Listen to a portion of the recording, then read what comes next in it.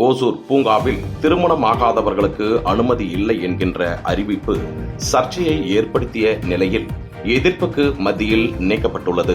கிருஷ்ணகிரி மாவட்டம் ஓசூர் மாநகராட்சி ராமநாயக்கன் பூங்காவில் தினந்தோறும் காதலர்கள் முகம் சுளிக்கும் வகையில் நடந்து கொள்வதால் நடைபயிற்சி மேற்கொள்வோர் பொதுமக்கள் இதுகுறித்து ஓசூர் மாநகராட்சி அதிகாரிகளிடம் புகாராக தெரிவித்ததால் பூங்கா நுழைவு வாயிலில் திருமணமாகாதவர்கள் உள்ளே வர தடை விதிக்கப்பட்டிருப்பதாக அறிவிப்பு பேனர் வைக்கப்பட்டிருந்தது.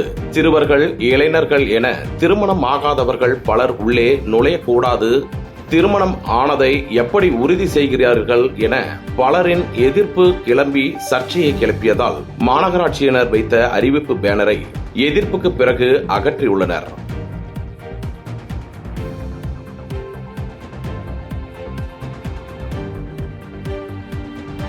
செய்திகளை உடனுக்குடன் தெரிந்து கொள்ள கீழ்கண்ட கேபிள் மற்றும் டிடிஎச் நெட்வொர்க்குகளில் எம்நாடு செய்தி தொலைக்காட்சியை காணுங்கள்.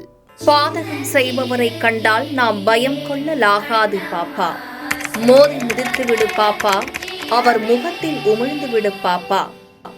அண்மை செய்திகளை உடனுக்குடன் தெரிந்து கொள்ள இணைந்திருங்கள் எம்நாடு தொலைக்காட்சியுடன்.